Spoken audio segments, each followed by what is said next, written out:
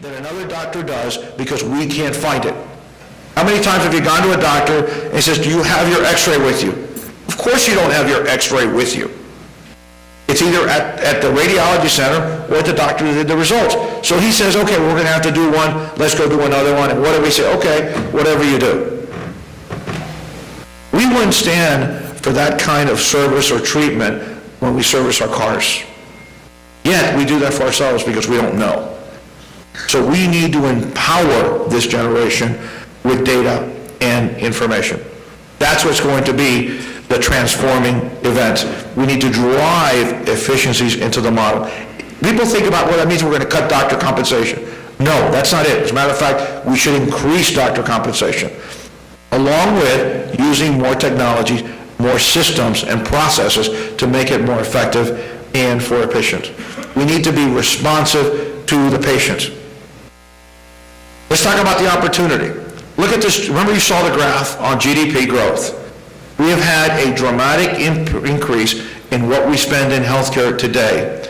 Yet, outside of the technology, the defibrillators, again, the MRI and stuff like that, incredibly sophisticated, I would argue that we have really not improved the quality or the outcomes of healthcare. If we apply the principles of a company like Toyota in supply chain management into service change management, we can save enough money, provide better quality care, and cover all the uninsured in this country and still have money left over. If we could track healthcare records the way FedEx tracks your package, I remember having this conversation with Fred Smith, we would dramatically impact the cost and improve the quality of healthcare. I love it. You want to find a package of Federal Express, you go online and you can see where that package is that second. Yet, in healthcare, sadly, and we can fix this, about 200,000 people die on medical errors. That we have to change. Healthcare costs have been going up. Nobody can deny it. I would argue that quality and productivity have been going down. What has happened in every other industry that has been transformed in the United States and in the world? Exactly the opposite. Quality is built in, productivity is built in, and in every single case, costs have gone down. I love going to Wall Street and talking about this and using the banking system. 100 years ago, they would have runners running around with stock certificates. They had wirehouses. It would take you days to execute a trade, and you really didn't know what the trade was at. Remember the old ticker tapes? We've seen that on movies and in pictures. Today, you're sitting there on your computer, level 2 or level 3 as they call it, and you hit enter, the trade is done. Costs have dropped down by 95%. Efficiency has increased by thousands of percent. And the quality of the trade, in this case, is much better, much higher. I remember when I was a kid, you used to trade stocks in eighths, in fractions. Today, we trade them in decimals. Very fast. People said it could not work.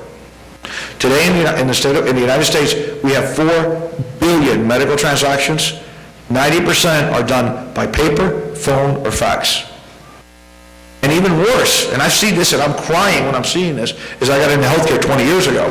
We would take data, came in as data, print it, and put it in a file. I'm going, what? It's this industry that does that repeatedly.